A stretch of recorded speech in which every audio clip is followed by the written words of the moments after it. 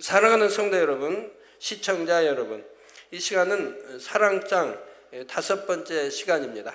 종종 사람들은 더 나은 소득을 위해 자신이 살고 있는 고향을 떠나 더 큰 도시나 타국으로 이주하기도 합니다. 이때 많은 사람들이 많은 돈을 벌어서 언젠간 다시 고향으로 돌아오리라 다짐하지요. 자녀들의 교육이나 사업 때문에 귀향하는 것이 쉽지 않은 경우 노후라도 그리운 고향에서 보내길 원하는 것입니다. 타향살이가 좀 고되더라도 이런 꿈이 있게 조금이라도 더 모으기 위해 열심히 일하고요. 주님을 믿는 우리도 이와 비슷합니다. 객지 같은 이 세상에서 잠깐 머물며 우리의 진정한 고향인 천국에서의 영원한 삶을 준비하기 위해 살고 있지요. 더구나 지금은 그 본향집으로 돌아갈 날이 얼마 남지 않은 때입니다. 그러니 더 힘껏 충성하여 어찌하든 조금이라도 더 좋은 처소를 예비하고 많은 상급을 쌓아 준비해야 하지요. 또한 반드시 아버지 하나님께서 계신 본향집 새 예루살렘으로 돌아가야 하는데, 그러기 위해서는 고린도전서 16장 14절에 너희 모든 일을 사랑으로 행하라 말씀하신 대로 아버지 하나님의 나라를 위해 충성하고 헌신하되 모든 것을 사랑으로 행해야 합니다. 사랑으로 행하지 않은 것은 상급이 될 수 없으므로 아무 유익이 없기 때문이지요. 이처럼 진실한 사랑으로 충성하고 헌신하려면 신속히 마음 안에 영적인 사랑을 이루어야 합니다. 그러므로 이 시간 말씀을 들으시고 여러분 모두가 신속히 영적인 사랑을 이루어 모든 일을 사랑으로 행하셔서 행한 대로 갚아주시는 아버지 하나님께 많은 상급을 받으실 수 있기 바랍니다. 그래서 천국의 영원한 삶을 더 행복하고 풍요롭게 누리실 수 있기를 주님의 이름으로 축원합니다. 여러분, 하나님의 사랑을 받으시면요, 우리 주님의 이름 까닭에 어떤 핍박을 받았다든가 주님의 이름 까닭에 고난을 받았다든가 한다면 하나님은 반드시 위로차 여러분에게 축복을 주십니다. 사랑하는 성도 여러분, 여러분은 가난이나 질병, 재난, 기아 등으로 고통받는 이웃을 위해 돈이나 물건으로 구제해 본 적이 있으신지요? 또 구제를 한 후에 느껴지는 뿌듯함으로 얼굴에 살며시 미소가 떠올랐던 경험이 있으십니까? 아마 여러분 중 대부분이 이런 경험을 갖고 계실 것입니다. 그런데 만약 여러분이 구제하는 것을 아무도 알아주지 않는다 해도 동일하게 이런 뿌듯함을 느끼시겠는지요? 예라고 담대히 대답할 수 있다면 여러분의 구제는 진정한 사랑이 담긴 참된 구제라 할 수 있을 것입니다. 그런데 구제란 자신의 것을 희생하여 이웃을 돕는 것인데 참되지 않는 구제도 있나요? 하고 물으실 분들이 계십니까? 오늘 본문 고린도전서 13장 3절 말씀에 보니 내가 내게 있는 모든 것으로 구제하고 또 내 몸을 불사르게 내어줄지라도 사랑이 없으면 내게 아무 유익이 없느니라 말씀하신 대로 물론 있습니다. 그러면 어떻게 자신의 일부도 아닌 자신에게 있는 모든 것으로 구제하는데도 사랑이 없을 수가 있을까요? 예를 들어 어떤 사람이 어마어마한 액수의 돈을 들여 구제를 했다고 해봅시다. 그런데 아무도 이를 알아주지 않자 서운한 마음이 듭니다. 이 구제를 과연 참되다 말할 수 있겠는지요? 그리고 만약 어떤 사람이 최선을 다해 어려운 이웃을 구제했는데 별로 감사해 하는 것 같지도 않고 오히려 더 많은 것을 요구하고 나옵니다. 저는 이런 일을 참 많이 겪었어요. 구제했더니 다음에 또 손 벌리고 또 더 도와달라고, 이런 일들을 참 여러 번 겪었습니다. 자, 이럴 때 어떻게 그럴 수가 있나? 내가 무엇하러 그렇게 힘써서 구제했던가 하고 서운해하며 후회한다면 애초에 그 구제는 아무 조건 없는 사랑으로 한 것이라 할 수가 없지요. 이처럼 아무리 자신의 전부를 내어주는 구제를 했다 해도 선으로 하고자 했던 처음 마음이 변질된다면 그 구제는 참 사랑으로 행한 구제라 할 수가 없다는 사실입니다. 보통 연말이 되면 많은 단체나 개인들이 방송사나 신문사를 통해 불우이웃을 위한 헌금을 기부합니다.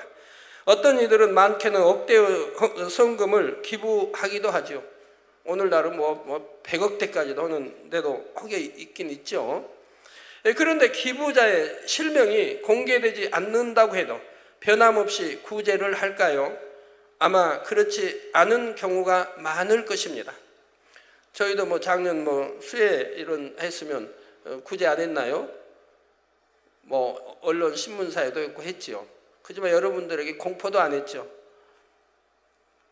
물론 모든 기부자가 다 그렇다는 것은 아니지만 때로는 자신들의 이름이 기부자 명단에서 빠진 것을 방송사나 신문사에 항의하는 경우도 있다고 합니다.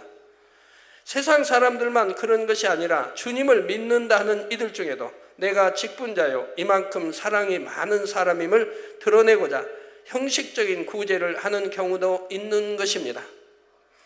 이런 구제는 아무리 자신의 물질과 시간 등 모든 것으로 구제했다 해도 정작 중요한 사랑은 없고 형식만 있으므로 행한 것에 대해 축복과 상급을 받을 수가 없습니다. 마태복음 6장 1절에서 2절에 보면 예수님께서도 사람에게 보이려고 그들 앞에서 너희 의를 행치 않도록 주의하라.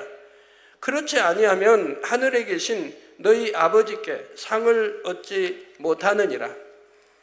그러므로 구제할 때 외식하는 자가 사람에게 영광을 얻으려고 회당과 거리에서 하는 것 같이 너희 앞에 나팔을 불지 말라. 진실로 너희에게 이르노니 저희는 자기 상을 이미 받았느니라 하고 말씀하셨지요. 구제하고 드러내고 자랑하려고 하면 이미 사람들에게 칭찬과 다 받았다 이 말. 그래서 하늘나라에서는 줄 것이 없다 이 말입니다. 이처럼 사람에게 영광을 받으려고 외식함으로 구제하면 구제하는 그때 사람에게 칭찬을 받을 수는 있어도 장차 하나님께는 받을 상이 없다는 것이지요. 우리가 먹으나 입으나 마시나 영광은 오직 하나님께 돌려야 되는 거 아시죠? 그런 구제는 하나님을 위한 것도 이웃을 위한 것도 아닌 자신을 위해 한 것이므로 아버지 하나님 편에서 상을 주실 명목이 없기 때문입니다. 그렇기 때문에 사랑이 없으면 아무리 자신의 모든 것을 내어주는 구제라 할지라도 아무 유익이 없다 말씀하시는 것이죠. 이런 형식적인 구제를 하는 사람은 칭찬을 받을수록 그 마음이 점점 높아질 뿐이고 더 나아가 계속해서 이생의 자랑을 취해 나갑니다. 하나님께서 만약 이런 사람에게 축복을 주신다면 자신을 하나님께 합당한 사람으로 여길 수도 있지요. 그러면 마음의 할례를 해 나가지 않으므로 결국 자신에게 해가 될 수도 있다는 사실입니다. 여러분 아무리 충성봉사해도 마음에 할례하지 않으면 하나님과는 상관이 없는 거예요. 충성봉사가 믿음으로 한 것도 아니기 때문에 하나님과는 상관이 없어요. 마음에 할례하면서 충성봉사할 때 그 행함이 믿음으로 하는 것이기에 그것이 상이 되고 축복이 가는 거예요. 그래서 마음에 할례하지 않고 열심히 충성하고 하면 제가 지금까지 지켜본 그런 분에게 보이는 축복은 주신 것을 봅니다.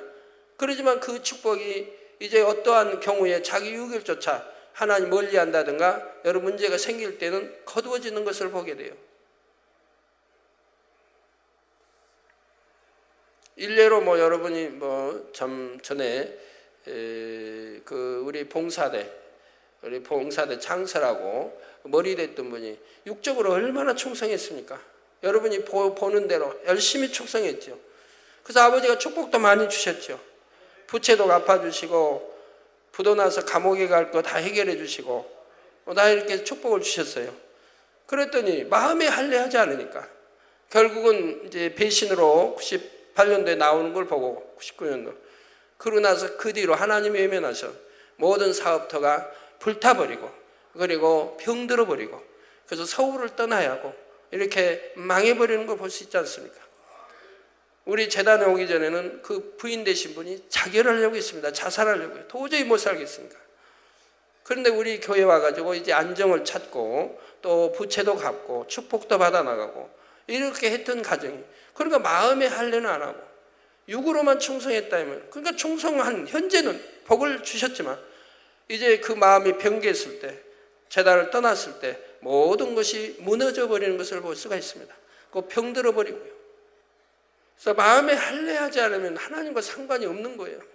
눈에 보이게 좀 충성했으니까 그때는 주신다 이 말입니다. 그렇지만 그러나 영원한 축복이 아니라 이 말입니다. 그가 마음을 변개해서 할례하지 않으니까 마음을 변개할 때가 오죠. 그럴 때는 다 무너져 버리고 만다 이 말입니다. 그렇기 때문에 아버지 하나님 편에서는 아무리 축복을 주고 싶어 하셔도 주실 수가 없습니다.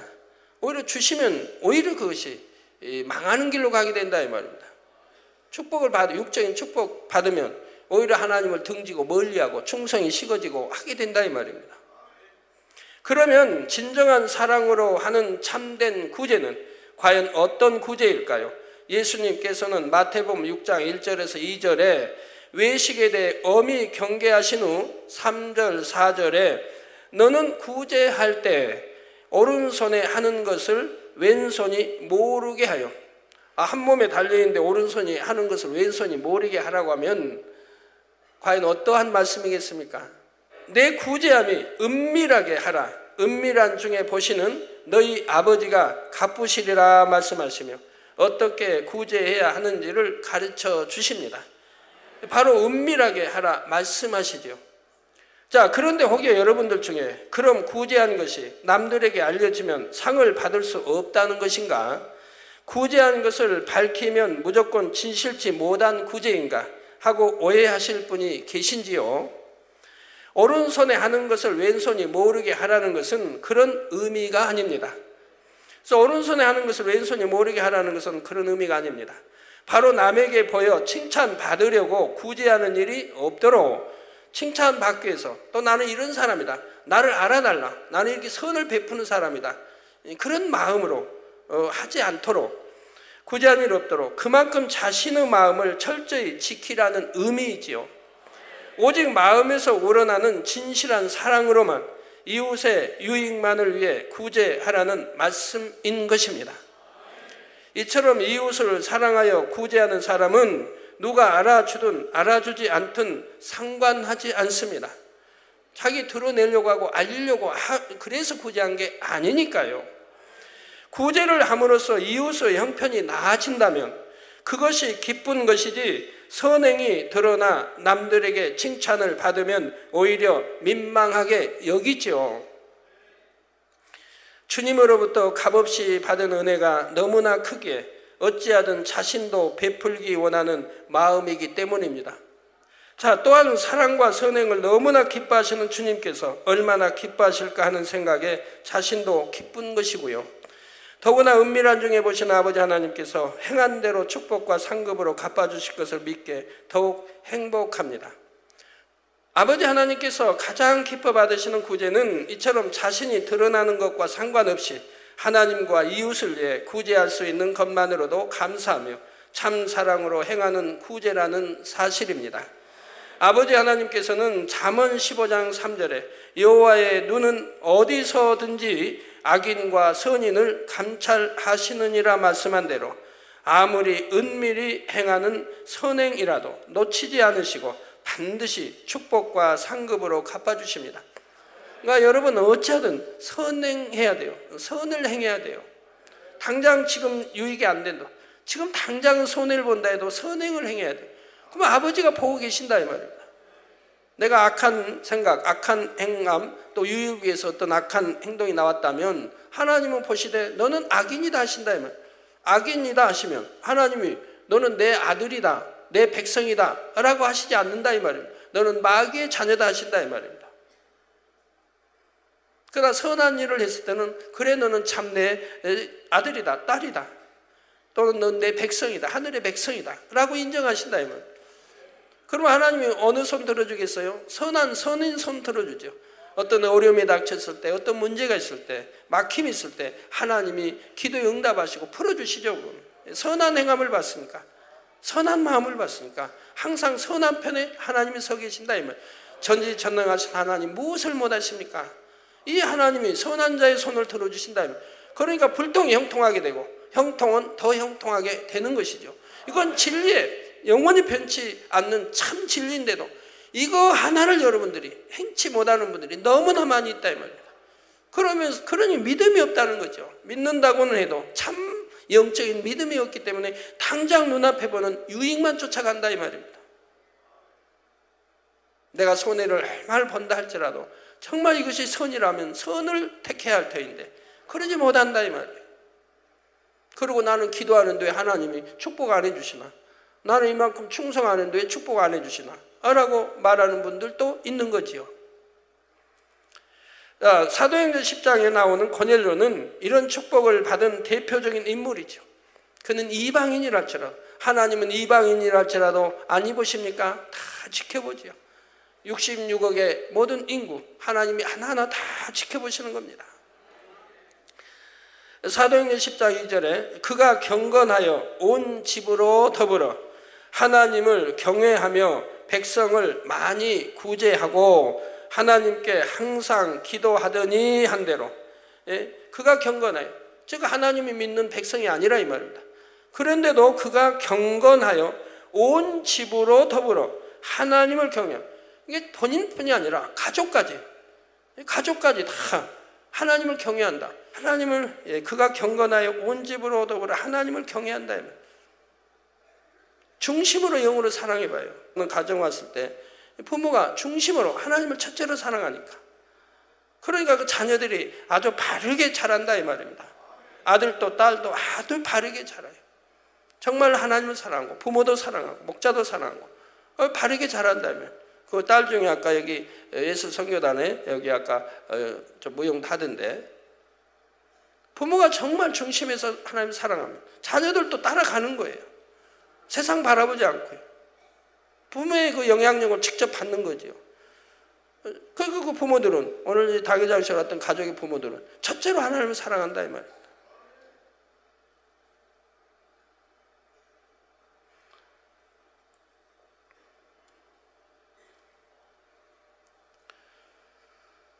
그러니 자녀 교육도 주 안에서 할 것이고 자녀들도 아주 바르게 그러면서 말씀하지 한 번도 이 재단 와서 자녀들도 병원에 한 번 가본 일이 없다. 약 한 번 먹은 일이 없다. 그렇게 건강하게 하나님이 키워주신다. 한결같이 다 그런 분들의 고백이 한결같지요.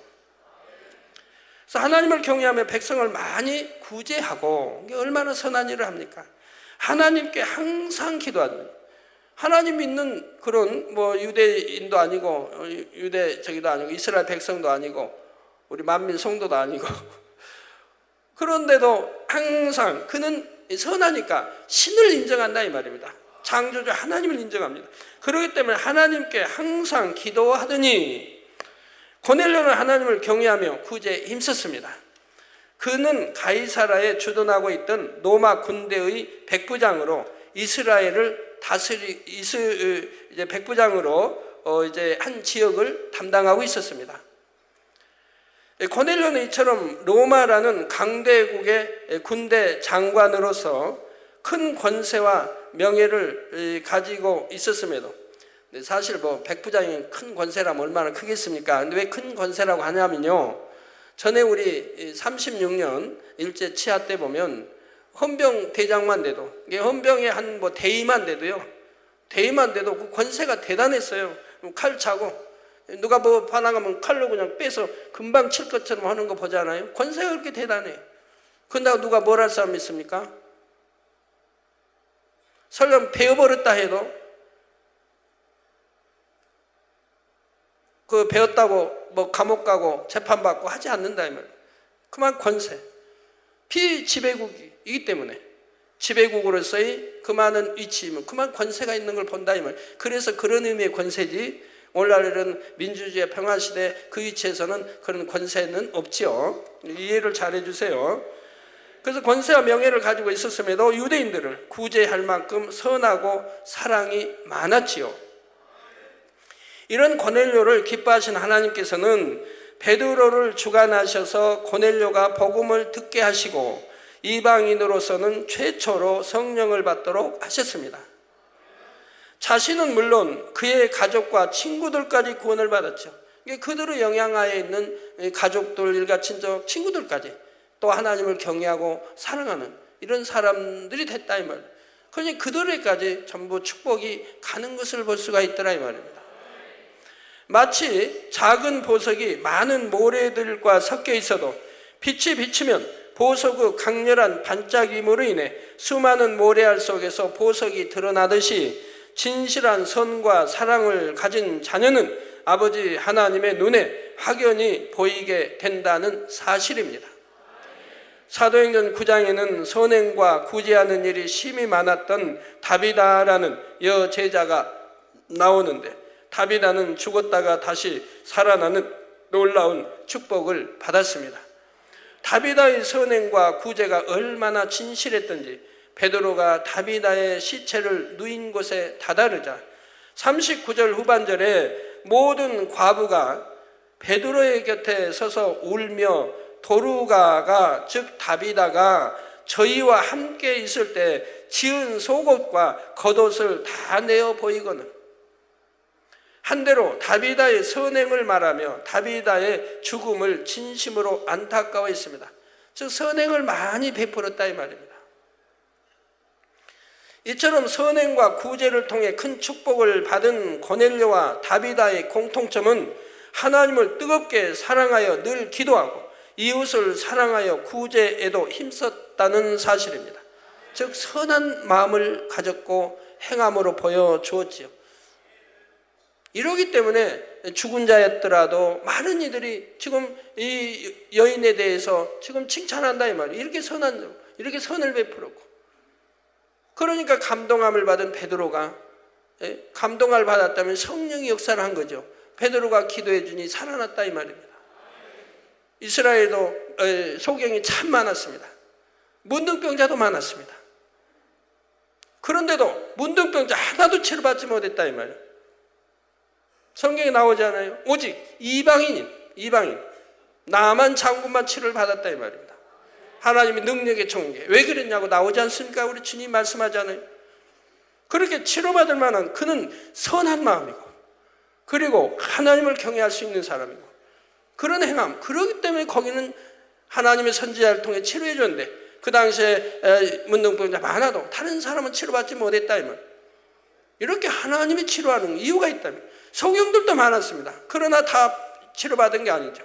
소경일지라도 반드시 주님 앞에 나와서 강청했을 때 치료가 받았습니다. 멀리 떨어져 있는데 부모가 대신하여 내 아들이 소경이니 기도해 주세요. 그래서 치료받았나요? 아닙니다.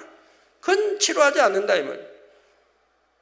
본인의 믿음으로 나와야 된다 이 말이에요. 그리고 그 본인이 믿는다고 소경이 눈 뜬 게 아닙니다.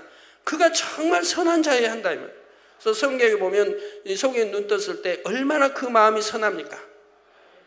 부모는 두려워서 내 아들이 정말 이렇게 누구 예수를 치료받았냐 물어도 부모는 두려워서 대답 못 하잖아요. 자기 아들이 참 소경이 보게 되는 축복을 받았으니까 담대하게 간증해야 되는데 부모는 두려워서 못 하지 않아요. 그 아들에게 물어보시라고. 자기 아들에게 직접 물어보라는 거죠. 그 아들이 모르니까 아들은 뭐라고 그래요? 오히려 그들을 깨우쳐주는 거죠. 이렇게 날 때부터 태어난 나, 이 소경이 눈을 떴다 하면 누가 했겠느냐? 누가 나를 치료했겠느냐? 그 사람이 누구겠느냐?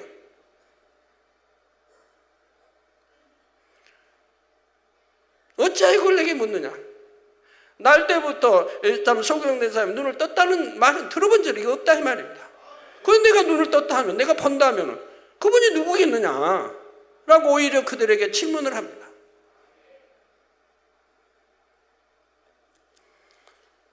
자기도 합니다. 그렇게 참 기도받아 이렇게 눈 뜨고 했다고 자기가 하면은 자기도 위험할까 합니다.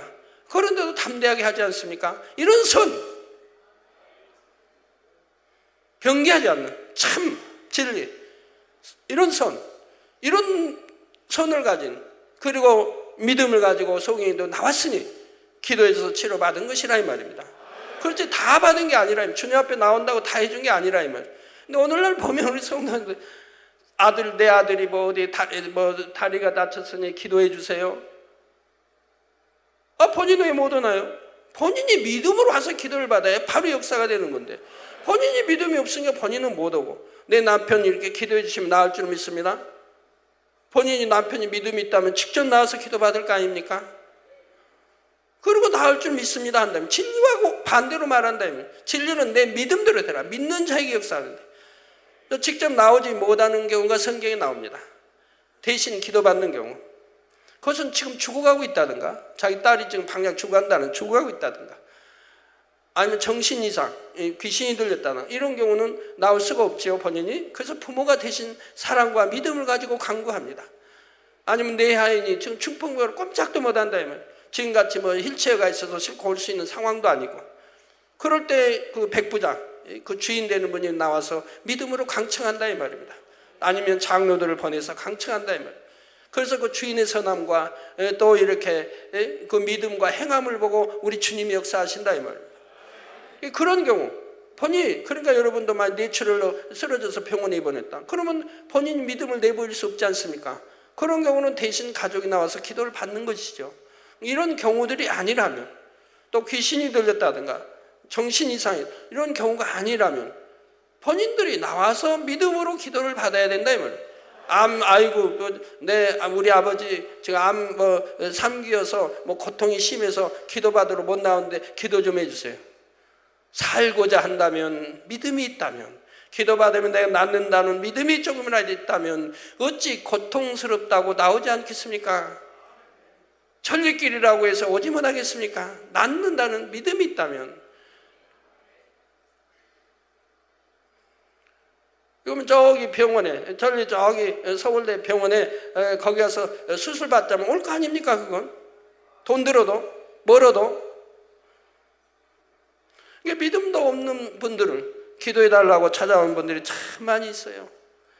가족들이 스스로 얼마든지 믿음 있으면 나와서 기도받을 수 있는데도 본인들은 믿음이 없는데 대신 이렇게 하고 기도해주면 나을 줄 믿습니다. 아니, 얼마나 안타까운 일이에요. 그래서 늘 다른 데서 설명해도 고쳐지지 않냐고, 지금도 많은 분들이 그렇게 하기 때문에 저는 기도하는 숫자가 날로 날로 불어나는 거예요. 그 기도한 대로 영광을 돌리면 참 좋습니까마는 믿음 없이 기도받으니 영광을 돌리지 못하지요. 그 믿음은 행함이 따르기 때문에 믿음이 있다면 바로 알게 됩니다.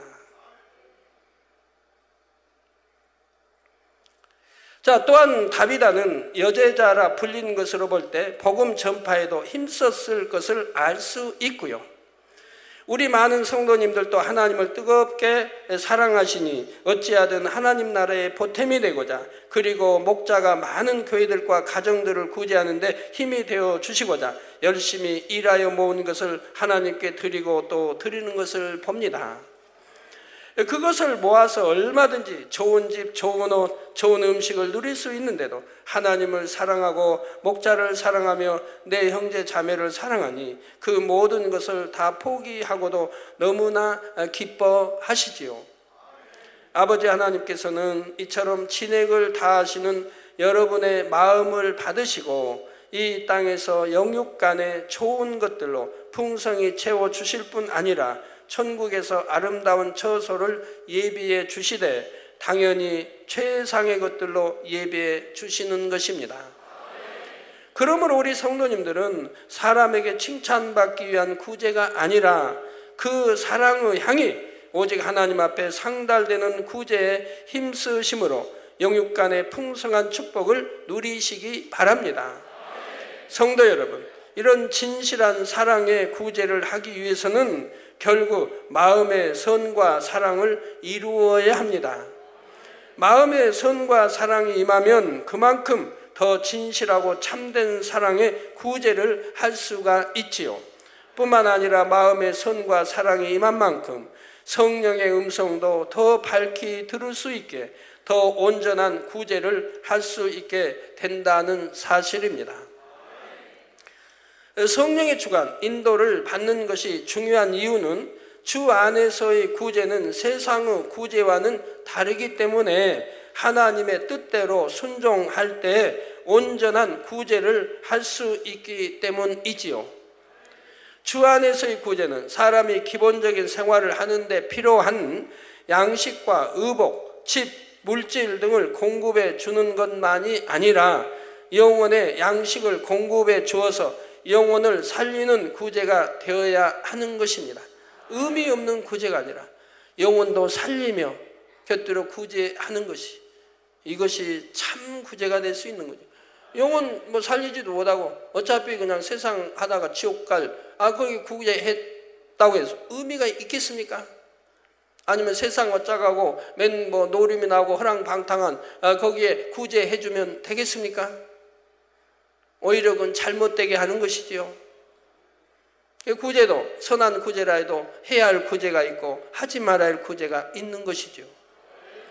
오늘날 주님을 믿는 사람들이나 믿지 않는 사람들이나 교회의 주된 역할은 가난하고 병들고 소외된 약자를 돕는 일이라고 말하는 사람들이 많습니다.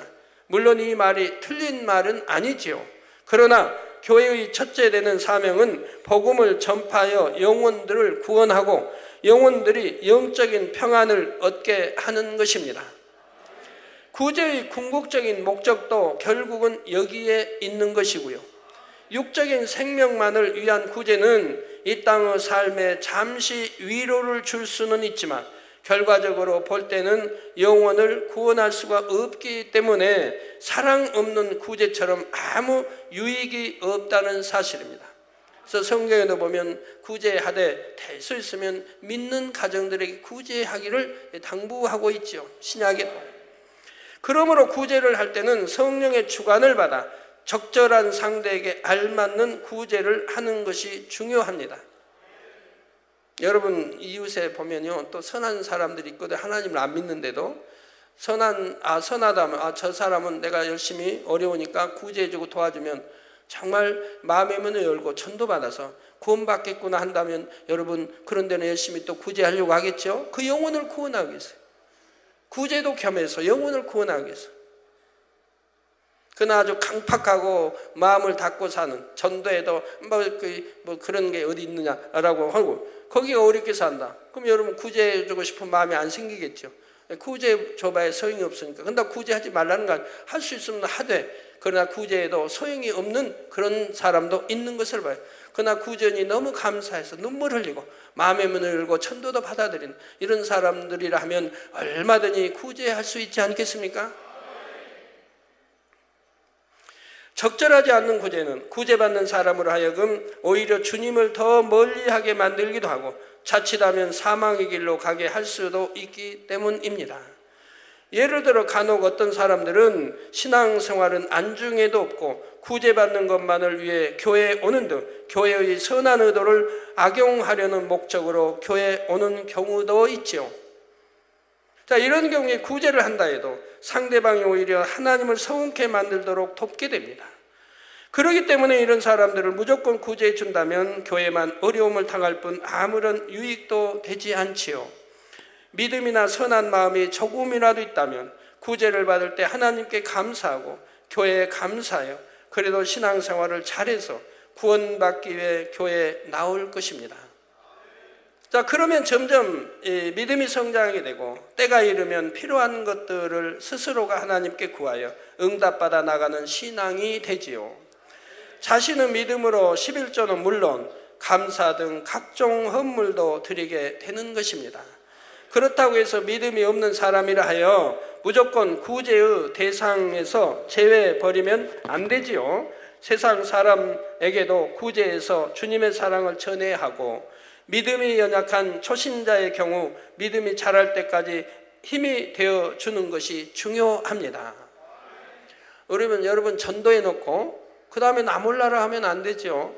전도했는데 그 영혼이 하나님을 떠났다 해봐요. 그러면 천국 가서 뭘 받지요? 나 이거 전도 몇 명 했는데가 아니라 네 전도한 영혼 네가 갈무리도 하지 않고 나 아주 지옥 가 있다 하면 뭐라고 할 거예요? 내가 전도도 하고 그가 밥 먹을 때까지 아니면 죽 먹을 때까지 스스로 신앙생활 할 수 있을 때까지 돌봐줘야 한다 이 말입니다. 네, 그래서 이렇게 내가 전도했어도 끝까지 돌볼 줄 끝까지라니까 그냥 5년 10년 그것이 아니라 열심히 돌봐서 스스로 교회 나올 수 있을 때까지, 스스로 교회. 이제 내가 끌어 이렇게 다니지 않아도 스스로 교회 나올 수 있을 때까지는 돌봐줘야 된다 이 말입니다. 그래서 믿음이 연약한 초신자의 경우 믿음이 자랄 때까지 힘이 되어주는 것이 중요합니다. 믿음이 있는 성도님들 중에도 날 때부터 연약함이나 질병이 있어서 또는 갑작스러운 사고를 당해서 당장 스스로의 힘으로 살아갈 수 없는 경우가 있고요. 이런 분들이나 가족이 없이 사시는 연로하신 분들, 아동의 경우는 구제가 절실히 필요합니다. 어디는 또 가장 있죠. 소년 가장. 이런 경우라면 절대로 구제해 줘야 되지 않겠습니까? 학교 다니며 공부하면서 가장 역할을 하고 있으니 이런 데는 절대적으로 구제를 해야 할 것이고, 학교에 대한 학비도 이렇게 대줘야 할 것이고요. 다만 여기서 말씀드리고자 하는 것은 한 영혼에게 있어서 가장 중요한 것이 무엇인지를 깨달아 영육간에 유익을 주는 구제를 해야 한다는 것입니다. 막무가내로 구제하고 내가 돈 있다고 아무나 구제하고 하는 것이 아니라 잘 분별하여서 구제도 해야 된다 이 말입니다. 자, 이러한 구제는 영적인 사랑이 있는 만큼, 영혼을 위해 간절히 기도하는 만큼 임하는 선의 지혜를 받을 때 더 잘할 수 있는 것이고요. 그렇기 때문에 하나님의 자녀들은 어찌하든 한 영혼이라도 더 구제하기를 힘쓰되 자신의 생각이나 사람에 대한 정에 이끌려 맹목적으로 구제해서는 안 됩니다. 자신이 가지고 있는 재물이라 할지라도 모든 소유는 하나님께서 주신 것임을 인정하여 주인이신 하나님의 뜻대로 성령의 주관을 받아 영적인 구제를 하려는 마음이 되어야 하지요. 우리 성도님들 중에는 어려운 중에 이 재단에 오셨다가 믿음 안에 열심히 살아감으로 질병과 가난에서 벗어나 지금은 큰 축복을 받아 나가는 분들이 많지요. 구제를 받음으로써 가정도 복음화되고 화목해져서 가족 모두 주님의 일에 충성함으로 축복받아 나가는 가정들도 많고요. 이제는 축복받아 이전에 졌던 사랑의 빛을 갚는다는 심정으로 오히려 어려운 분들을 구제하고 계신 분들이 많이 있습니다. 이 얼마나 행복한 일입니까? 더구나 본 재단에는 축복과 응답의 비결을 밝히 알려드리는 생명의 말씀이 있고 권능이 있습니다. 그래서 어떤 막막한 문제라도 중한 질병이라도 해결을 받고 치료받을 수 있으니 더욱 소망이 넘치지요. 저 또한 7년간의 질병으로 건강도 가정의 화목도 물질도 다 잃고 절망 속에 있을 때 주님을 만났습니다. 주님 앞에 나가 무릎 꿇는 순간 모든 질병을 치료받았고 말씀 안에 살아감으로 축복이 임하니 산더미 같은 부채도 다 갚을 만큼 많은 축복을 받았지요. 가정도 화목해지고 모든 부채가 사라졌을 뿐 아니라 이제는 예전에 저와 같이 가난한 사람, 질병 있는 사람, 갖가지 불행한 일로 고통받는 많은 영혼들을 구제하는 사람이 되었다는 사실입니다. 제가 주의종으로 부름받기 전에 훌륭한 장로가 되어서 축복받아서 이렇게 가난하고 소외되고 불쌍한 사람들 도와야겠다 하고 늘 기도 제목이었어요. 그런데 주의종으로 부름받으니까 제가 그런 질문을 하나님께 했죠. 내 기도는 이렇게 항상 훌륭한 장로가 되어서 축복받아서 가난하고 소외되고 이런 사람들을 구제하려고 항상 기도해 왔는데 이제 주의 종으로 부르시니 그것도 가장 답답한 것은 기억력도 없고 이제 그 나이에 공부한다는 것도 그렇고 그래서 이제 그런 그래서 불순종하겠습니다 그런 뜻은 아닌데 그래서 그런 질문을 하면서 아버지 하오나 이 하나님이 저에게 종으로 부르신 말씀을 다시 한번 저에게 주시면 그래서 확증하기 위해서요. 다시 주시면 제가 무조건 아멘하고 가겠습니다. 물론 아멘은 했지만 마음 중심에서 내가 확고한 신념이 있어야 되기 때문에 하나님이 종으로 불렀다는 확고한 신념이 있어야 되기 때문에 제가 이제 그런 질문을 했죠. 그리고 거기에 대해서 응답받고 해서 참 그런 근 100일간을 산으로 헤매 다녔던 거죠. 산마다 다녔죠. 응답받기 위해서, 친히 음성을 듣기 위해서. 그러다가 결국 집에서 철회하다가 음성을 듣게 되었다고 말씀드렸죠. 그래서 제가 꼭 장로만 되어 축복받아서 이렇게 구제하고 오는 줄 알았지 주의 종이 돼가지고 구제한다는 생각은 못했어요. 왜? 주의 종들 들어보면 한결같이 가난하니까. 가난하고 그냥 끼니도 어렵고 자녀들 대학교도 못 보내고 이런 것만 늘 보고 들어왔기 때문에 주의 종은 그냥 가난한가 보다 하고만 생각해서 제가 그런 기도를 올리게 된 거죠. 내 기도는 지금까지 이렇게 왔는데 주의 종으로 부름받으니까 이제 그 기도했던 제목을 이룰 수 없다고 생각한 거죠. 근데 하나님은 그게 아니지 않습니까? 제가 주의 종의 길로 가니까 오히려 더 마음껏 구제할 수 있는 길을 열어주시고 축복해 주지 않습니까? 구제할 대상도 정확하게, 예? 또 마음껏, 예, 우리 성도뿐이 아니라 지교에도 해외까지도 마음껏 구제하고 또 마음껏 선교할 수 있도록 이렇게 축복해 주지 않았습니까? 그래서 제 장로가 돼요. 이렇게 이러한 선한 일을 하겠습니다 하고 기도했던 것들이 결국 주의 종으로 부름 받았어도 그보다 더 넘치게 할 수 있도록 역사해 주시더라 이 말입니다. 그러므로 여러분 모두도 성령의 밝은 인도를 받아 영적인 구제를 하심으로 많은 영혼을 구원하여 이 땅에서나 천국에서나 큰 축복과 상급을 받으시기를 주님의 이름으로 축원합니다. 그런데 한 가지 더 말씀드리면 이웃을 위해 구제할 때뿐 아니라 아버지 하나님께 드리는 모든 예물도 사랑이 없으면 아무 유익이 없다는 사실입니다. 짐승을 잡아 제사를 드리던 구약시대에는 여호와께서 제물을 불에 사를 때의 향기로운 냄새를 흠양하신다는 표현이 많이 나옵니다. 이는 영적으로 예물에 담긴 정성과 사랑을 받으신다는 의미이지요. 이처럼 아버지 하나님께서는 예물 자체보다 예물을 드리는 사람의 마음의 향을 받으시는 것입니다. 마가복음 12장에는 중심의 향을 담은 예물을 드림으로 예수님께 칭찬받았던 한 과부가 나오지요. 이 과부가 자기 모든 소유, 그 생활비 전부였던 2렙돈을 성전에 연복계에 넣자 예수님께서는 더 큰 액수를 넣은 다른 사람들보다 이 과부가 가장 많이 넣었다 말씀하십니다. 렙돈은 당시 그리스도의 가장 작은 화폐 단위인데 2렙돈은 오늘날 우리의 화폐 단위로 환산해 보면 참 아주 적은 돈입니다.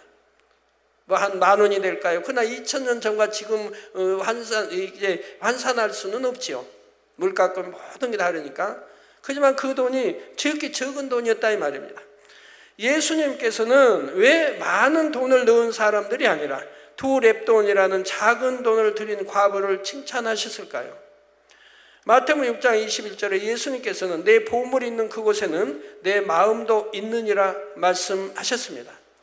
따라서 과부가 자신의 생활비를 전부 드렸다는 것은 과부의 마음 전부가 우리 하나님께로 향해 있다는 표현이 되지요. 과부는 결코 억지로나 사람을 의식함으로가 아닌 마음 중심의 사랑으로 행한 것이었습니다. 이처럼 예물을 바라보시는 아버지 하나님의 저울은 사람의 생각과 다르다는 사실입니다.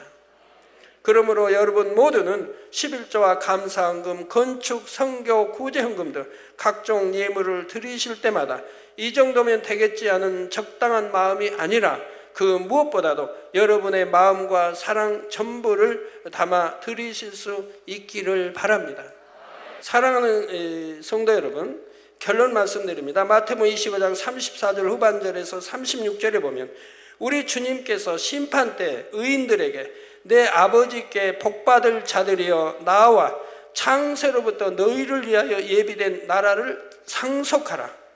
내가 줄일 때 너희가 먹을 것을 주었고 목마를 때 마시게 하였고 나그네 되었을 때 영접하였고 벗었을 때 옷을 입혔고 병들었을 때 돌아보았고 옥에 갇혔을 때 와서 보았느니라 하고 칭찬하시는 장면이 나옵니다.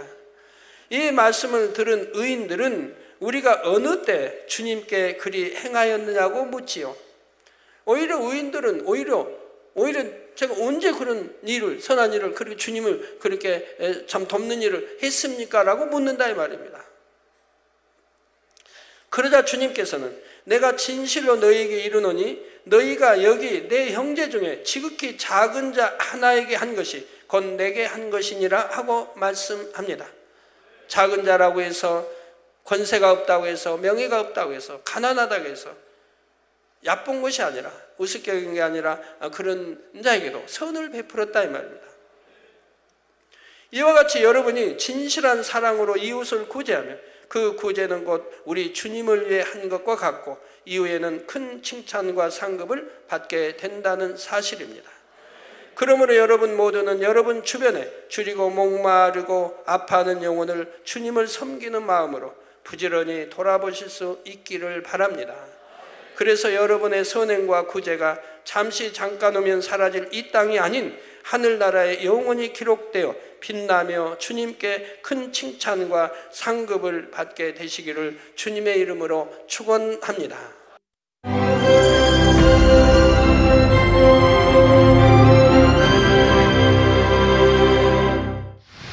할렐루야. 전능하신 사랑의 아버지 하나님, 이 시간 기도받는 모든 성도님들 위해 안수하여 주옵소서.